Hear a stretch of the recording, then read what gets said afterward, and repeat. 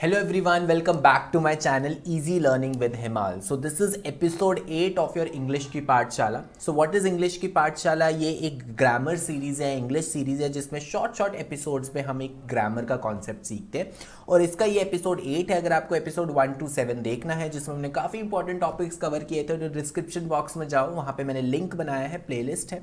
Playlist open करोगे आपको सारे के सारे जो हैं पुराने एपिसोड्स मिल जाएंगे. इस एपिसोड 8 में मैं आपको करवाने वाला हूँ क्लॉजेस को मैंने दो पार्ट्स में डिवाइड कर लिया है. तो आज हम क्लॉजेस का पार्ट 1 करेंगे और फ्राइडे को फिर हम क्लॉजेस का पार्ट 2 करेंगे.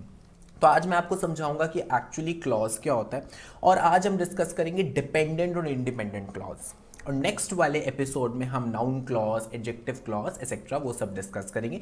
तो आज हम करने वाले हैं what are clauses, what are dependent clauses, what are independent clauses और इसका क्वेश्चन एग्जाम में आता है ग्रामर सेक्शन में. तो चलो समझते हैं डिटेल रूल्ड विद एग्जांपल्स. और अगर आपको इस वीडियो में यूज होने वाले ये जो नोट्स हैं ये पीडीएफ फॉर्म में चाहिए तो टेलीग्राम ग्रुप मेरा ज्वाइन कर लो, डिस्क्रिप्शन बॉक्स में लिंक है. इंस्टाग्राम पे भी आप मुझे फॉलो कर सकते हो. तो let's start with the session guys. और पिछले एपिसोड में मैंने ये दो होमवर्क क्वेश्चंस दिए थे और सबसे फास्ट आंसर मान्या ने दिया है जो करेक्ट आंसर था. तो congratulations, you are the winner of the last episode. First का आंसर है आपका एडजेक्टिव क्लॉज और सेकंड का एडजेक्टिव फ्रेज और सेकंड का आंसर है आपका वर्ब फ्रेज. तो चलो अभी शुरू करते हैं. Let's start with clauses. तो सबसे पहले क्लॉज क्या होता है, सबसे पहले उसकी डेफिनेशन समझते हैं कि आखिर क्लॉज होता क्या है. Clause is a group of words. पहली बात है, क्लॉज कोई एक सिंगल वर्ड नहीं होता, ये कुछ ग्रुप ऑफ वर्ड्स हैं जिसमें सब्जेक्ट भी होता है और प्रेडिकेट भी होता है. सब्जेक्ट एंड प्रेडिकेट मतलब एक नॉर्मल सेंटेंस की तरह कि सपोज मैं बोलता हूँ Jack and Jill went up the hill. So Jack and Jill हमारे सब्जेक्ट हैं क्योंकि सेंटेंस में बात की गई है जैक और जिल के बारे में. और क्या बात की गई है उनके बारे में, that they went up the हिल. तो वेंट अप द हिल उनका प्रेडिकेट है. ठीक है, तो क्लॉज का क्या मतलब है, ग्रुप ऑफ वर्ड जिसमें एक सब्जेक्ट भी है और एक प्रेडिकेट भी है. ठीक है, अब आगे जो इंपॉर्टेंट चीज हमें समझनी है कि हर सेंटेंस में एटलीस्ट वन क्लॉज तो होता ही है. कोई भी ऐसा सेंटेंस पॉसिबल नहीं है जिसमें कोई भी क्लॉज ना हो. तो हर सेंटेंस में कम से कम एक क्लॉज तो होगा ही और एक से ज्यादा भी हो सकता है. अब जो ये हमने डेफिनेशन समझी क्लॉज की, अब इसको एग्जांपल्स के थ्रू देखते हैं. John bought a new car, ये एक सेंटेंस है और इसमें एक ही क्लॉज है. व्हाई? बिकॉज एक ही सब्जेक्ट है यहाँ पे, ये रहा जॉन, ये हमारा सब्जेक्ट है और बॉट अ न्यू कार ये हमारा प्रेडिकेट है. ठीक है, तो हमने बोला था क्लॉज क्या होता है, ग्रुप ऑफ वर्ड्स होते हैं जिसमें एक सब्जेक्ट होता है, एक प्रेडिकेट होता है और सेंटेंस में कम से कम एक क्लॉज होता है. ये तो अगर मैं इस सेंटेंस की बात करूं तो इसमें वन क्लॉज, इसमें एक क्लॉज है. अब ऐसा करते हैं, नेक्स्ट सेंटेंस देखते हैं. John bought a new car but he still has the old one. अगर अब हम यहां पर देखें, यहां पे दो क्लॉजेस हैं. पहला क्लॉज जो हमने फर्स्ट सेंटेंस में ही देखा था, John bought a new car. So this is clause number 1 जिसमें एक सब्जेक्ट भी है और फिर ये बाकी की जो पार्ट है ये प्रेडिकेट भी है. नेक्स्ट क्या है, but he still has the old one. हमेशा याद रखना जो कंजंक्शन होती है, जैसे बट हो गया, बिकॉज हो गया, एंड हो गया, और हो गया, देयरफॉर हो गया, कंजंक्शन क्लॉज में इंक्लूड नहीं होती. कंजंक्शन ये आपका पार्ट ऑफ सेंटेंस है. ये जो बट है ये एक सेंटेंस का पार्ट है बट ये क्लॉज में इंक्लूडेड नहीं होता. क्लॉज आपका क्या है, नेक्स्ट क्लॉज जो आपका he still has the old one. तो ये भी आपका एक सेंटेंस बन रहा है, एक क्लॉज बन रहा है, he still has the old one.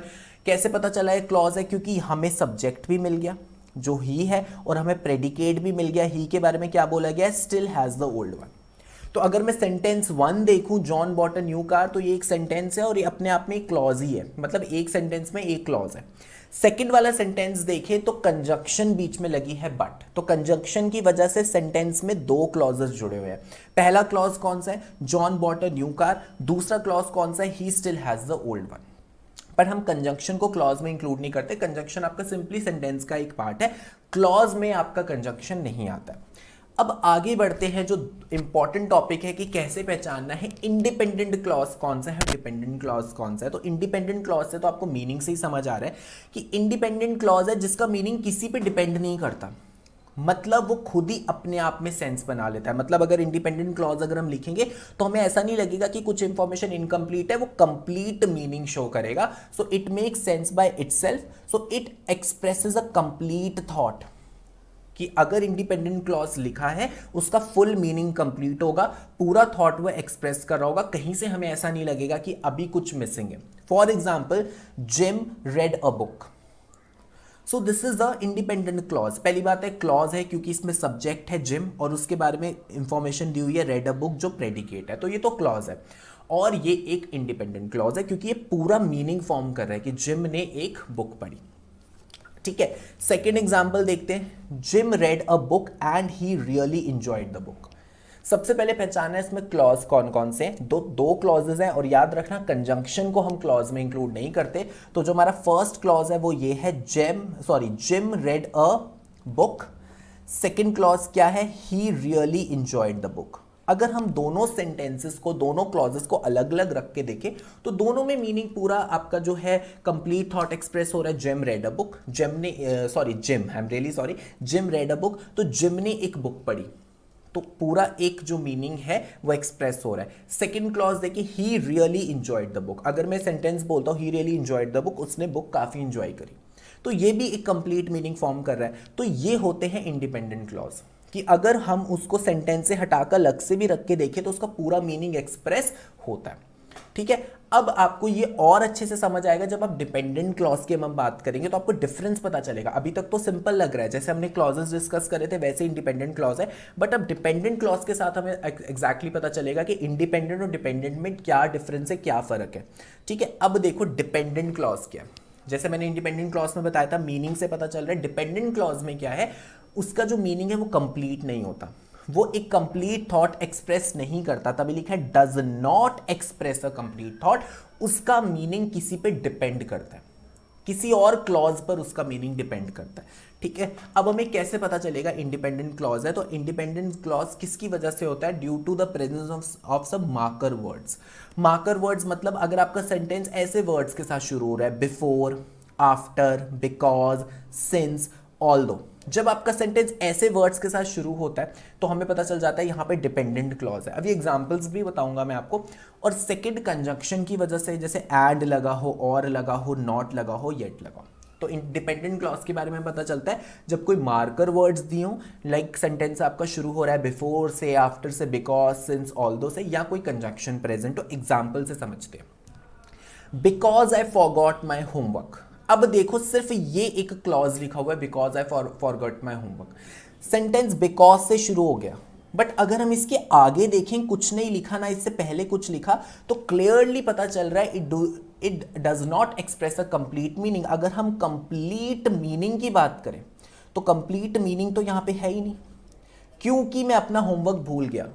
आगे क्या, वाई, हुआ क्या, उसका कॉन्सिक्वेंस क्या था, आप होमवर्क क्यों भूले, या अगर आप होमवर्क भूले तो उससे हुआ क्या, मतलब कुछ आगे लिखा ही नहीं है। इसका जो मीनिंग है वो इनकम्प्लीट है। अगर आप किसी को बोलते हो क्योंकि मैं अपना होमवर्क भूल गया, अगर सिर्फ ये लिखा होता आई फॉरगॉट माई होमवर्क, तो ठीक है, फिर तो आपका मीनिंग पूरा बन रहा है। बट सिंस अब बिकॉज लग गया है तो अब ये डिपेंडेंट क्लॉज है, क्योंकि इसका जो मीनिंग है वो पूरा फॉर्म नहीं हो रहा है। तो अब डिपेंडेंट क्लॉज का मीनिंग कैसे फॉर्म होता है, डिपेंडेंट क्लॉज का मीनिंग फॉर्म होता है जब उसके साथ हम एक इंडिपेंडेंट क्लॉज अटैच कर देते हैं। मतलब एक डिपेंडेंट क्लॉज है, ठीक है, डिपेंडेंट क्लॉज है, इसका जो मीनिंग है वो इनकम्प्लीट है।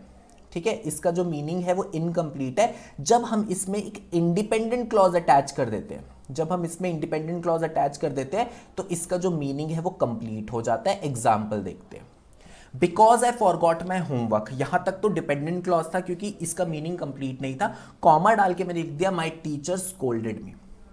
अब अगर मैं ये वाला क्लॉज देखूं, माई टीचर स्कोल्डेड मी, तो ये अपना पूरा मीनिंग एक्सप्रेस करे, मेरी टीचर ने मुझे डांटा, कंप्लीट क्लॉज है, तो ये आपका इंडिपेंडेंट क्लॉज है।